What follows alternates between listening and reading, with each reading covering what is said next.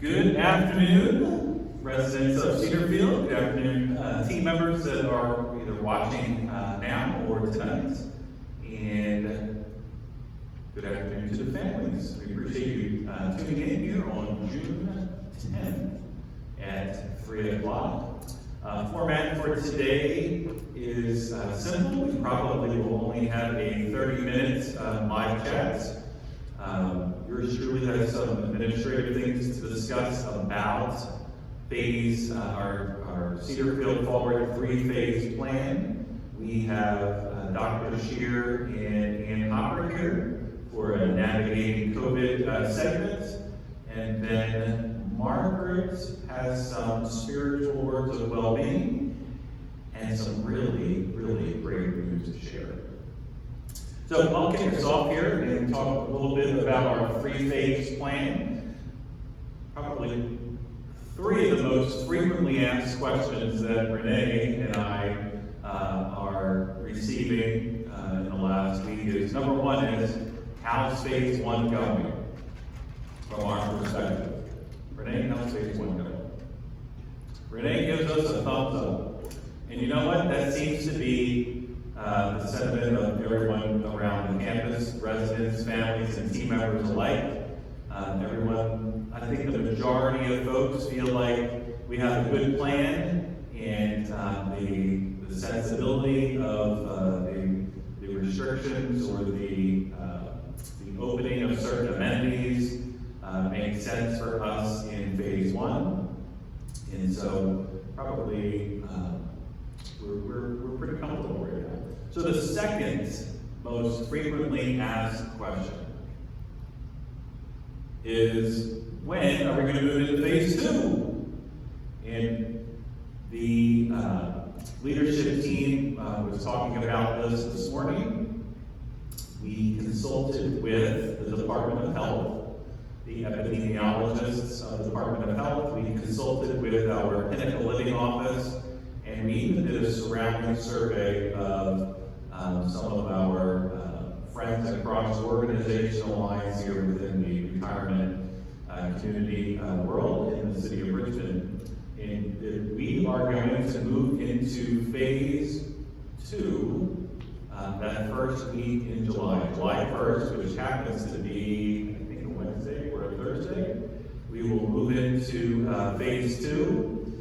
We have the shell of what we believe we want phase 2 to look like already, and we will be working with resident council, Carol Marco and Ellen Rucker, in that planning.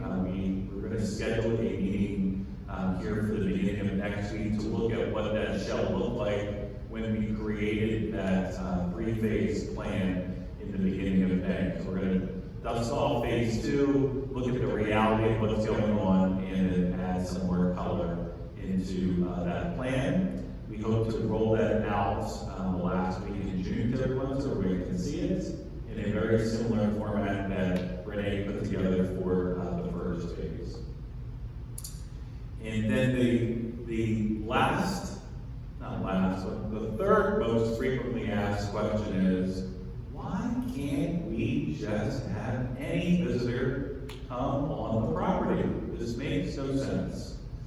And so that's probably 85% of Renee's time on the phone is just answering that specific question. Dr. Shear and Ann Hopper are going to touch on this question as well. But from yours truly, just listening to this probably doesn't make a lot of sense to many people. But the reality is we don't want as many people as we had on the property when pre-COVID-19. That's just not a reality right now. We're trying to ease into these phases and establish a new norm come the 3rd phase, until that 3rd phase can take us into when we create a vaccine, or the experts around us tell us, you know what, we're just never going to create a vaccine, because that's still a reality as well. And so, for now, now, we are trying our best to limit the number of people who come on this campus. And there's two reasons for that. Number one, the more people that are on the campus, the more people are touching surfaces, whether it's in the cottage, whether it's in the main building here. And secondly, the more people that are on the campus, the more people are exposed to potentially asymptomatic individuals. Those are really two of the logical reasons why we're trying to limit exposure as much as possible. And so I know we're a week ago we tried to develop a program for folks that do not have cars, so that those loved ones can come to the property and pick somebody up and then leave. And so the big question is, well, if you can do that, why can't we just have people stay here, stay overnight? Just, a whole variety of subset questions to that one question. So that's the reality of the world we're in. We are trying to limit the number of people who are coming into the campus. We're trying to ease into a new norm when we get to phase 3, and this is a huge piece of it. Some of the metrics that we are utilizing, I shared this over the last couple of, and you can zoom in on this one. We shared this slide a few times over the last couple of live chats. Metrics that we're looking at. First metric, this date has changed. This date was June 9th. So we went through a 14-day period of time from when we had that Memorial Day celebration in the wellness courtyard. And Ann Hopper reported this morning during a leadership call that we are not tracking anybody with signs and symptoms. So we do have a couple of people who are under isolation due to the fact that they were either in a hospital, they were in an ER department, they were an inpatient, they were out of state. So we are tracking a couple of people, but there are, so we passed that 14-day threshold, so that is just great news. The reason this date now exists on the screen, which is June 17th, I have a new date, we are not COVID-free at Cedarfield. We do have some instances of COVID-19, and we are tracking through some persons under, we call them PUIs, persons under investigation. That has tracked us to some residents around the campus. And this June 17th date is pretty important to me because that will be the 14-day period where some new things that have emerged that will get us, this date will get us past that 14-day period. And so it really affects this date affects the entire community for us moving into another phase. So we do have two examples of positive COVID-19 at the campus, and we're monitoring team members and other residents that may have come in contact with those two folks very closely here. And this June 17th date becomes a really important date. A couple other metrics, our surveillance tools. We do have on our surveillance tools picked up some persons of interest in the licensed areas, so we're tracking them. And then again, we are easing into these restrictions.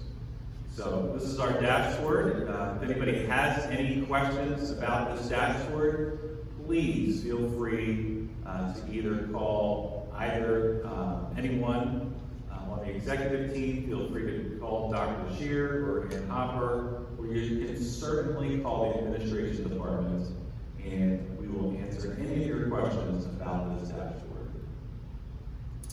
Our Cedarfield Forward three-phase plan, I know everybody received a paper copy of our mission statement and our shared values in one of your meal bags last week. I know many people have commented on this mission statement and the shared values around all of the entrances of Cedarfield. And Renee Langley made a magnet for everybody. So it's just really a nice. You didn't do this? Oh, yes, you did. That's why I'm mentioning it. Renee's working hard at everyone's behalf. Renee created this magnet. It was funny this morning as I was going out to work. I have this magnet on my refrigerator, and Roger says to me, "Daddy, the last shared value is share your values with family and friends at 3 o'clock." He knows about our little live chat. Anyway, so we intend to put. Did we distribute these? Oh, we did. Everyone should have one already. If you, we're distributing these to team members as well, so they can hang this in their refrigerator. If anybody would like an extra one, we have extras. For your family, your son or your daughter, please contact administration, and we will gladly get you a magnet for your family. The more that they're in the know about what we're doing, they can use some of this in their house and protect themselves and protect you while you are visiting. So thank you to Renee for putting this together. Just one more comment. The governor mentioned this the other day during his briefing. You are safer at home. Just because the governor announced that the Commonwealth is heading into phase 2 doesn't mean that this specific phrase is going by the wayside now. We are all still safer at home. And in fact, this next picture I'm about to share with you is not to toot my own horn. It's just an example in time to show you that I am practicing what I'm preaching here on these live streams. This is a picture of my wife's minivan, and over the weekend it was my parents' 50th wedding anniversary. And my brothers and I, we had grand plans for last weekend. In fact, Kenny Chesney was supposed to be in the Philadelphia area, and we were going to have a huge 50th anniversary party for my parents, and my brothers and I were going to go to Kenny Chesney. I was really looking forward to spending some really quality time with my brothers and my family. But we are safer at home. I couldn't go. I wasn't going to put my parents at risk.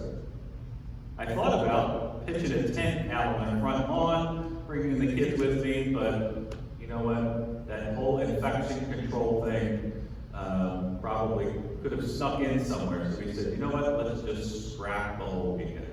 So instead, what we did is we created I'm sure you hear about all these parades that go around along in the neighborhoods. And so my sons and my bride, we created a parade, we call it a driveway parade. So we decorated our van. You can see we decorated one side of this van with a happy 50th wedding anniversary, got a couple of balloons, so that's my mom and dad's picture on the left-hand side. Actually, those blue balloons on the other side, it was my nephew. He graduated high school.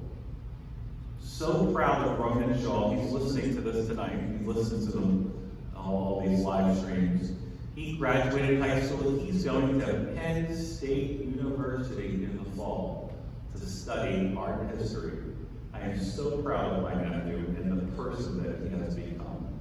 So on the other side of this van, there's all this decoration for Roman. This is a driveway parade. Yours truly is practicing the whole safer at home model right here in Glen We've also got a lot of questions about contact tracing. So if somebody is on a contact trace list and they're called, does that mean that they automatically have to get tested for COVID-19? Do they have to automatically quarantine for 14 days? What is the result of actually making it to somebody's contact trace list? And the answer to this, Dr. Scheer can go into it a little bit more too. It really depends. The fact that a restaurant has a contact trace list is great, so they're able to trace back potential exposure. But there's a whole other subset of questions that we ask somebody, a resident, a team member, who might have made it to a list and have been contacted by a restaurateur that they're on the list. So just because there's somebody at a restaurant that may have been COVID-19 positive, and the restaurant was calling maybe a Cedarfield to let us know that a resident was on a list, doesn't automatically mean that somebody has to be tested or that somebody has to be quarantined for 14 days. So if that event happens, just want you all to know that we take it very seriously, first of all, and then secondly, we get with the person who is on that list or who's come forward to tell us that they're on a list, and then we ask them a series of questions about what happened to see if we really need to take it to the next step. And speaking of Dr. Scheer and Ann Hopper, they are up next. I'm sure they can elaborate a little bit more about that topic. So here is Dr. Scheer and Ann Hopper.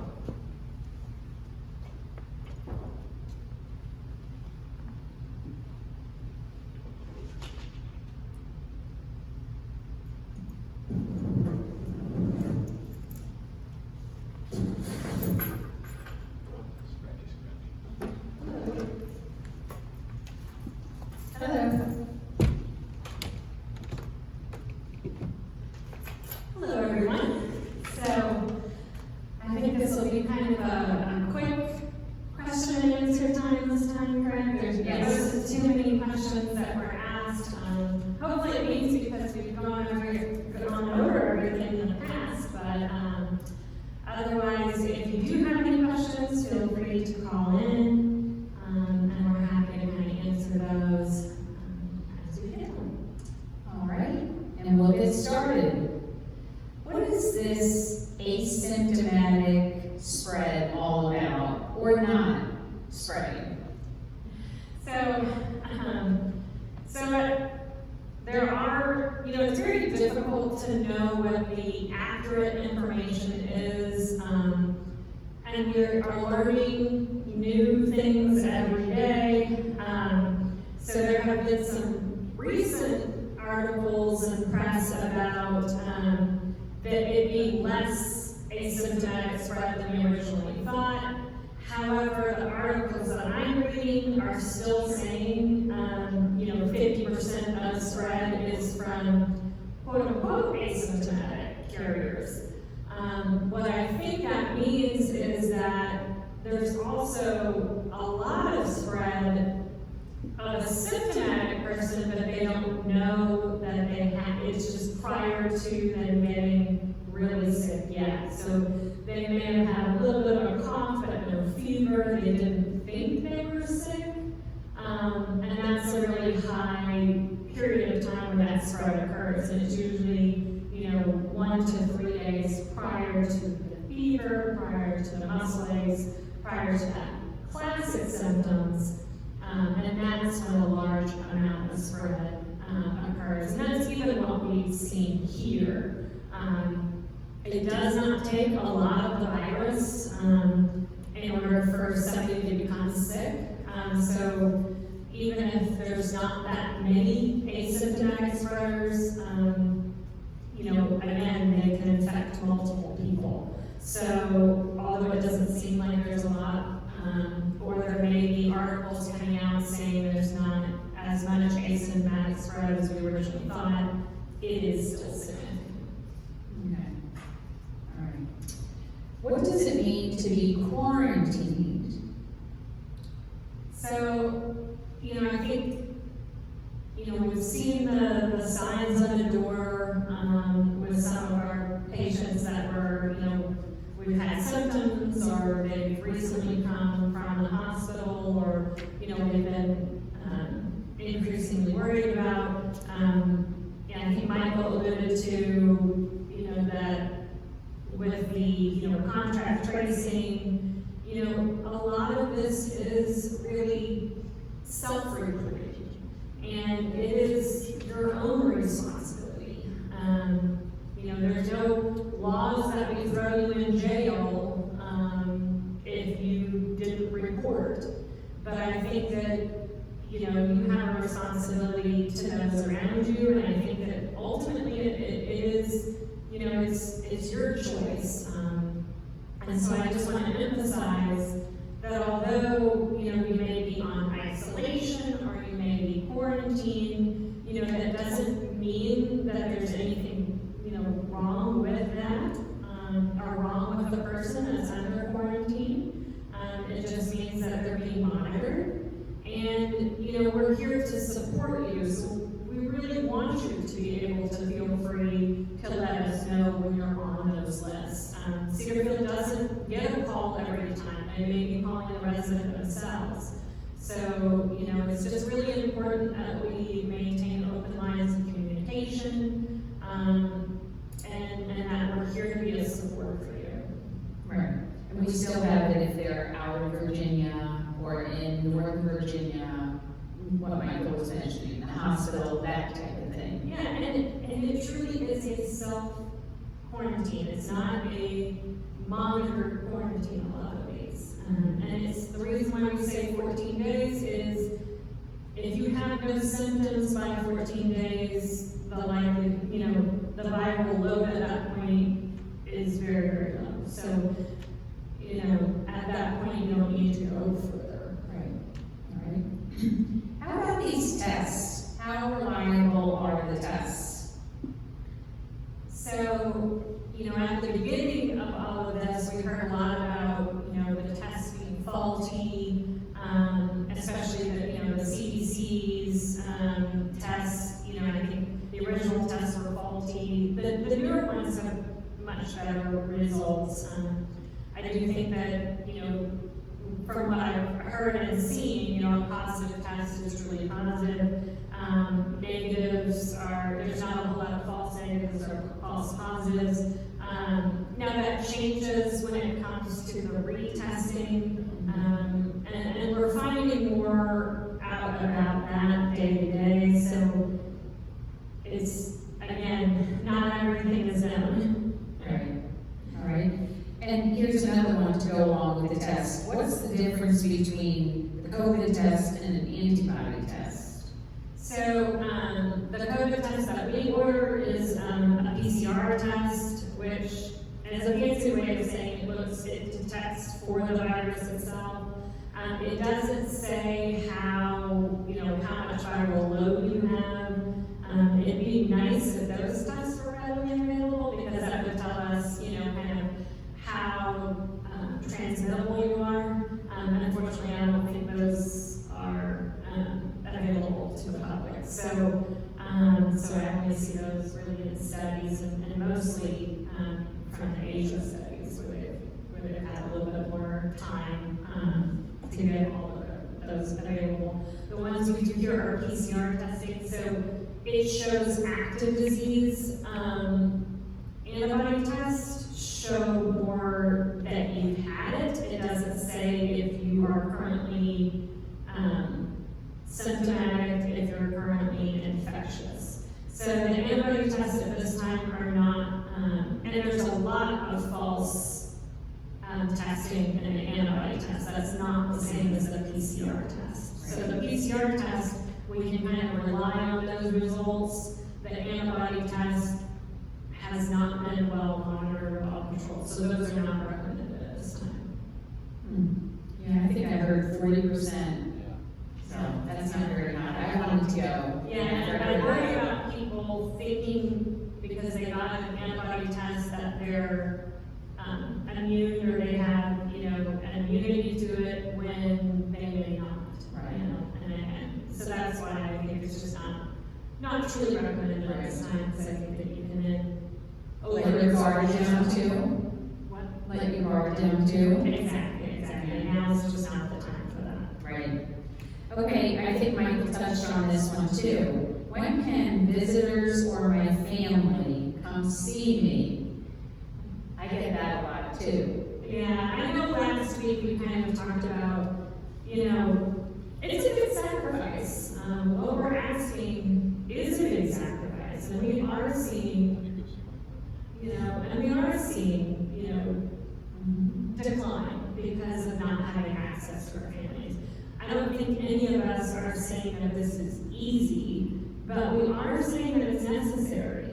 And even the CMS guidelines, when they started talking about reopening, the May 18th guidelines said, in long-term care communities, this is your high-risk patient population, and we need to be, very cautious when it comes to reopening, when it comes to, letting potential, that potential for spread in. Because when we look at the percentage of deaths, they are occurring mostly in long-term care facilities. We've seen devastating results in New York and Massachusetts. I was reading, I think today, an article or a study that was done in a Massachusetts nursing home where they were doing a study about COVID. They had 97 residents. And at the onset of the study, they said that they were a COVID-19 facility, so they had 0 cases.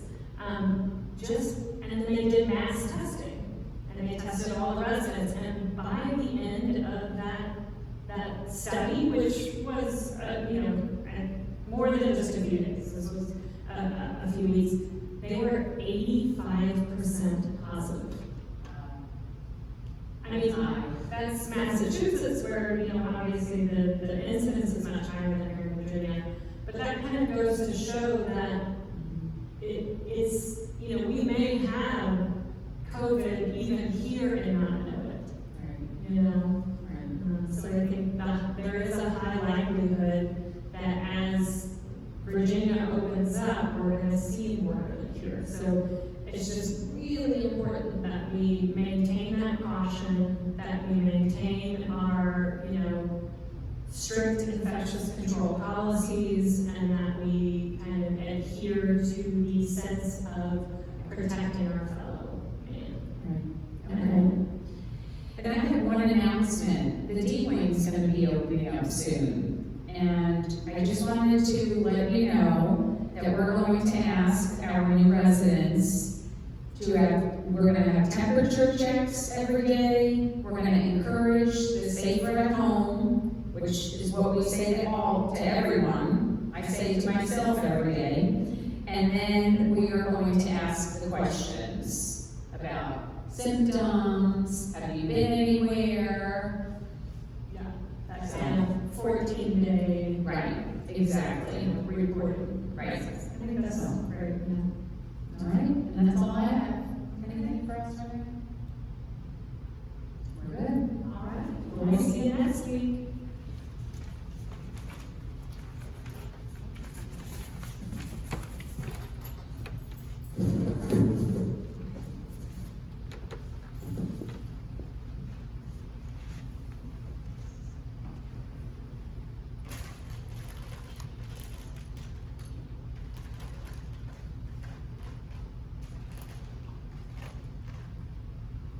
Two questions did come in while Ann and Dr. Shear were talking about unrelated COVID-19, but more about the plan itself. First question came in, what if we had water aerobics limited to 9 people within the exercise pool?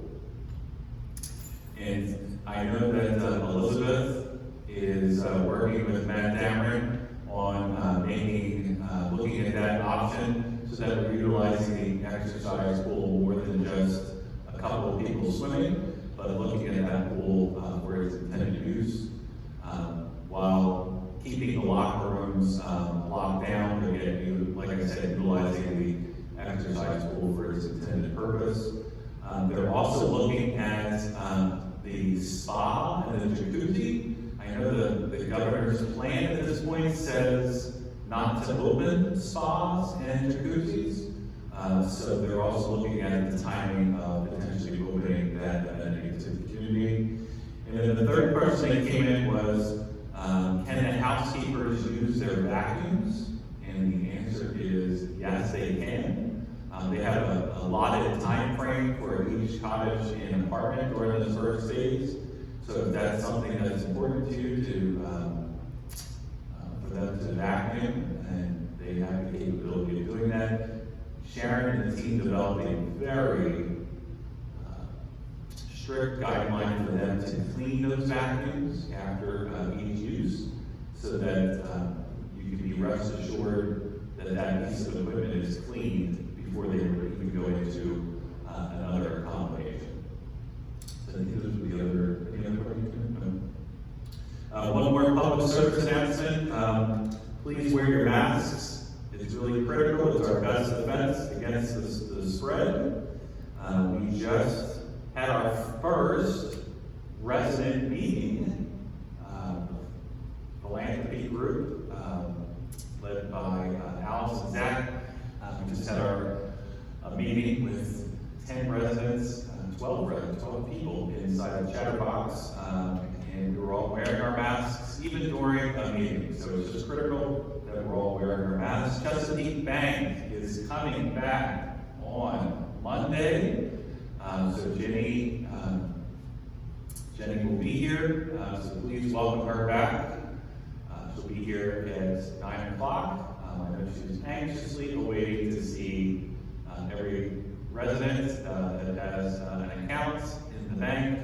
Those of you that don't have an account with Chesapeake Bank, I would strongly encourage you to think about the fact that we have a bank here on property, and it's one of those amenities that has stood the test of time. Chesapeake Bank takes this specific service line in their portfolio very seriously, making banking accessible for people 65 years of age and better.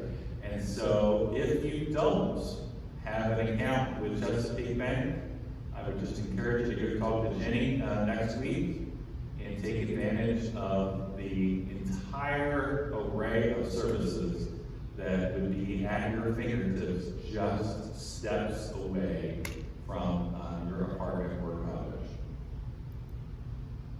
Here's COVID-19 communication by the numbers.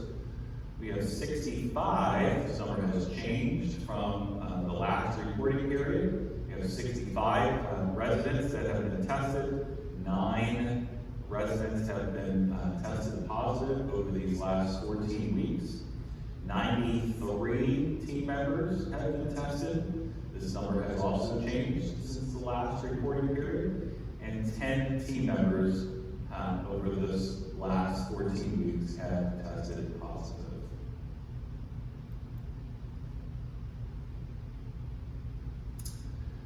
Little construction update. Our pond dredging project is coming to a close.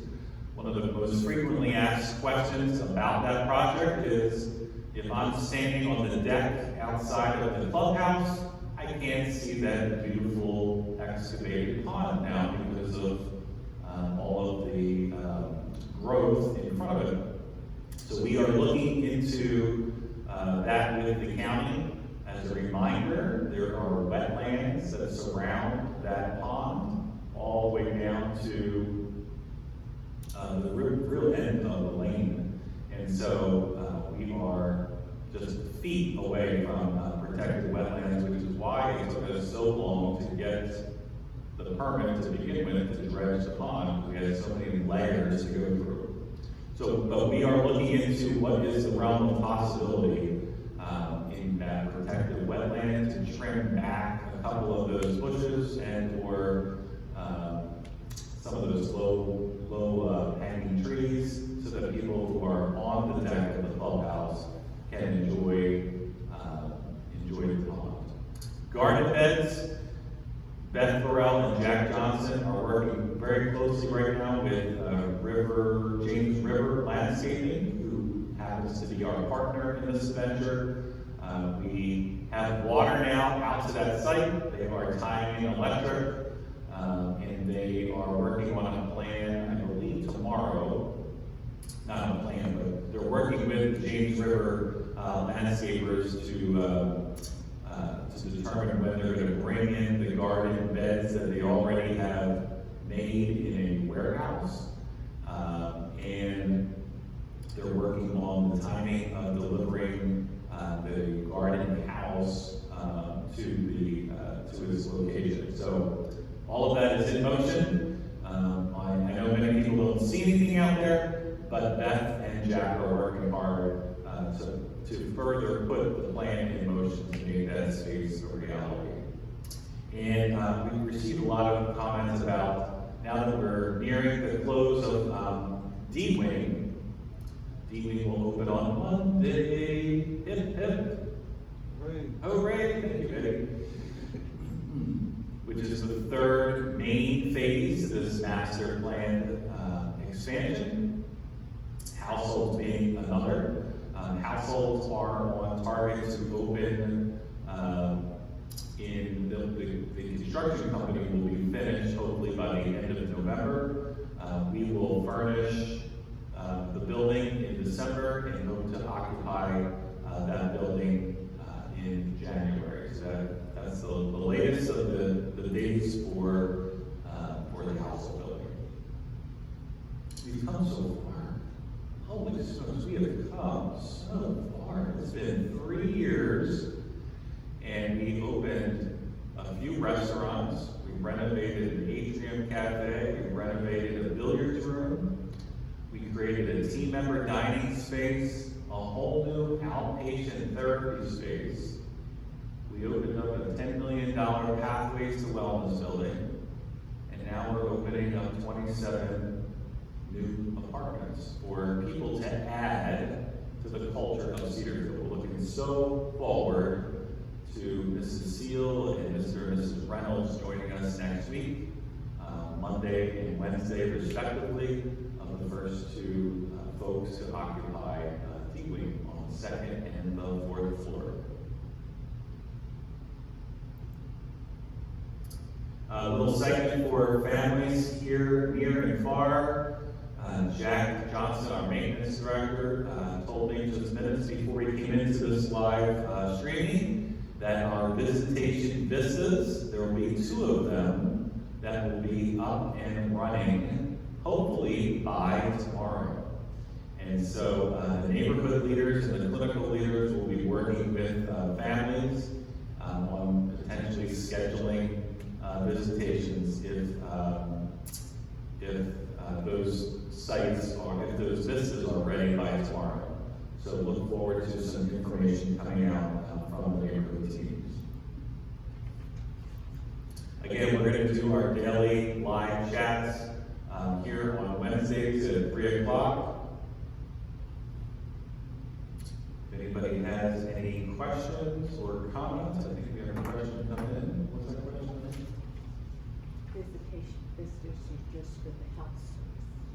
Right, the comment came in that the visitation vistas are for visitation purposes for any resident that lives in either Sunshine Plaza, assisted living, or the health services area. Thank you for that clarity.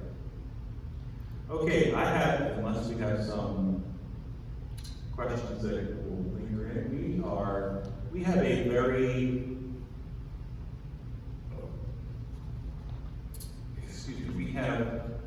Cedarfield has always had a culture in which the Pinnacle Living Office and the communities have lived by with recruitment and retention.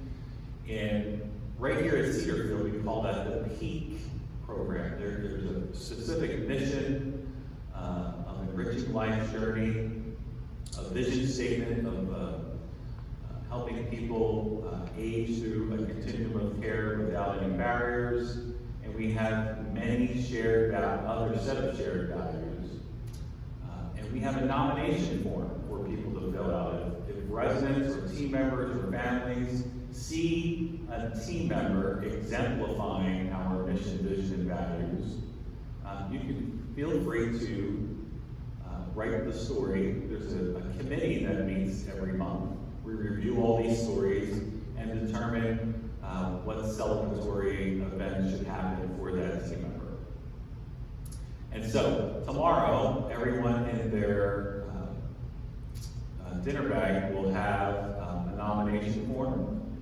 So if you could review that, that would be great.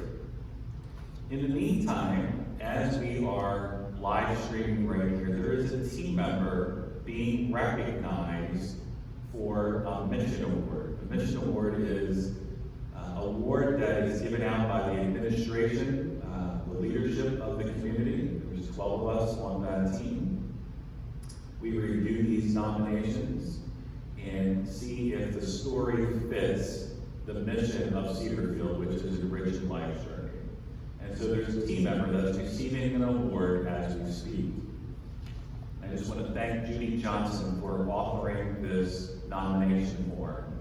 And it goes like this.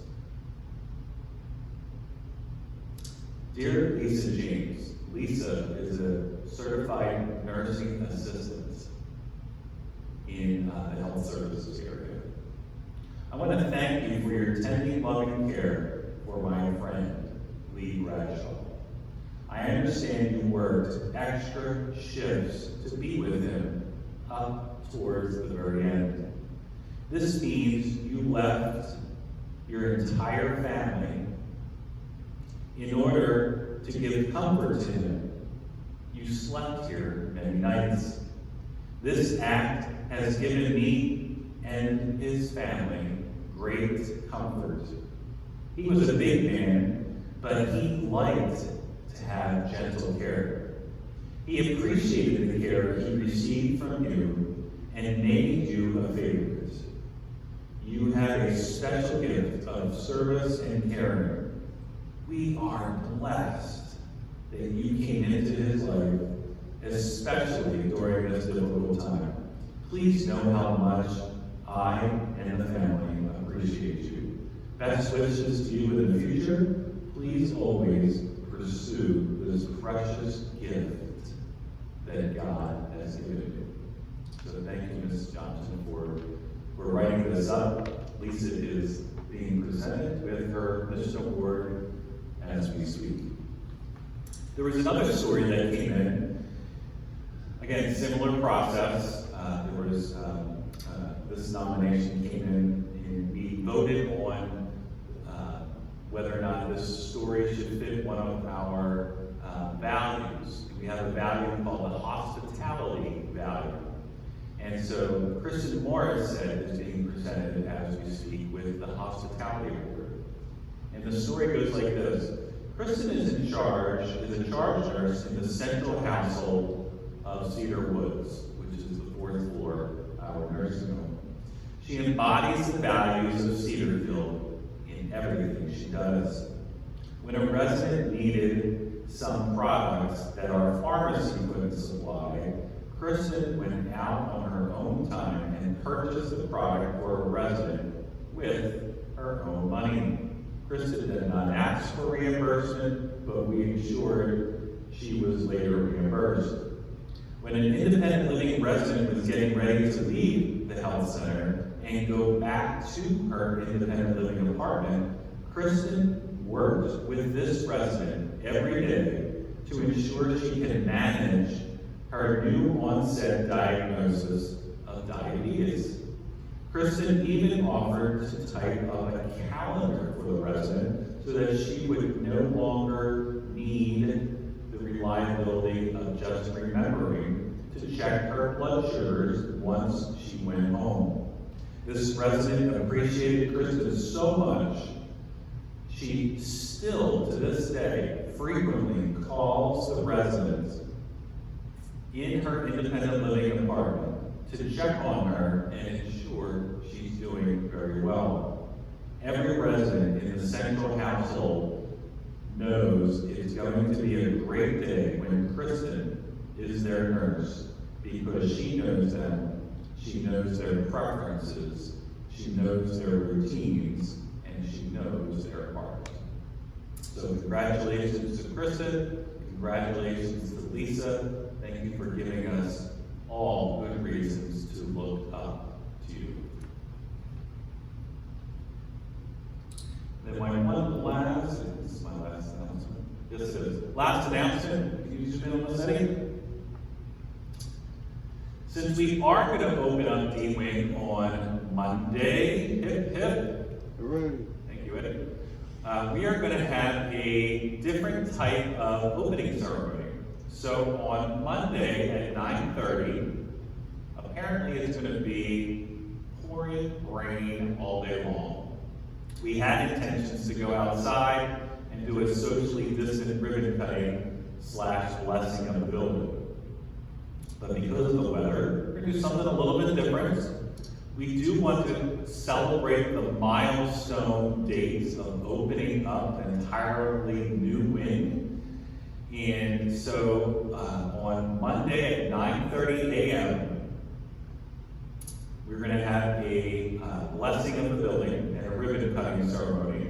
We're going to utilize this technology here. We're going to go right in the hallway outside the fellowship hall, or where Trish and Florence and Margaret reside, and have the D-Wing third floor entrance be our backdrop. And we're going to have our ribbon there, we're going to have a little podium. Chris Henderson will be present to talk a little bit about the past. Aaron Melton in our marketing department, or Beth, I'm not quite sure, I think they're flipping a coin, to talk about the present. And then Mr. and Mrs. Dominic will be here, the first people who actually placed a deposit to say yes to that building. Will be here to talk a little bit about the future. And then Carol Marco will be capstoning the event with a blessing of the building. Looking forward to those couple of words of wisdom from folks. Should take about 15-20 minutes. We'll cut the ribbon. If anybody wishes to tour D-Wing, we will have an open house later on in the month, a very socially distant, physically distant event. So more to come about that later. But if you could just mark your calendars for Monday at 9:30 to view this ribbon cutting blessing in the building in your apartment via this mode of communication. That would be great. Okay. Margaret is here for some spiritual well-being and some great news.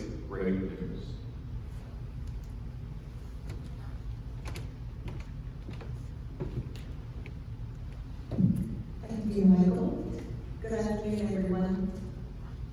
When I started trying to prepare for this and searching for what I might want to say, I tried to think back over what's happened in the last couple of days here, excuse me, for the last week.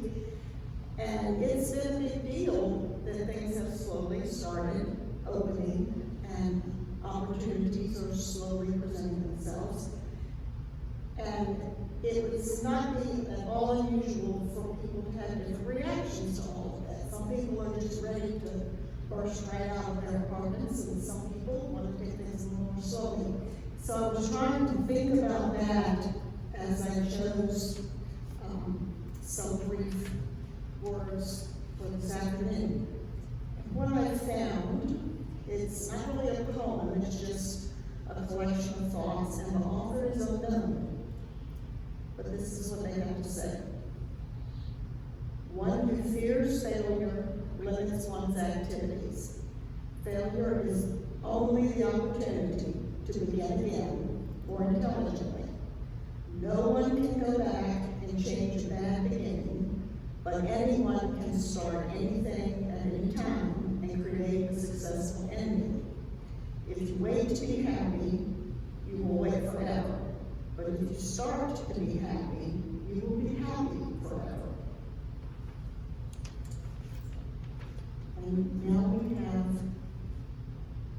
cents of good news? Okay. And let me see who comes up first. This little graduate is Elizabeth Frances Strong. She is the granddaughter of Sharon Strong Pepple and step-granddaughter of Ned Pepple. She is 5 years old and she lives with her family in Mill Valley, California. She graduated from preschool on June 8th and will begin kindergarten in the fall at Parkview School. She adores her older siblings, Audrey and Thomas, and sometimes they adore her as well. We wish her the best as she starts off on big kid school, as they call it. Cutie pie. And then, do we have more than one picture? Okay. Just want to make sure we have them all. Okay. Some of you may know, but if you do not, Sunny Zinder celebrated her birthday on June the 9th. Her family planned a very special birthday party for her, and she is so appreciative of the time and the effort that they put into planning this to the very minutest of details, making it totally physically distant. It involved all of her 4 children, her 4 grandchildren, and 4 great-grandchildren. All were present, either physically or by FaceTime. And she said they scheduled it so perfectly, and she is so proud of all of them. So, a belated happy birthday today to Sunny Zinder.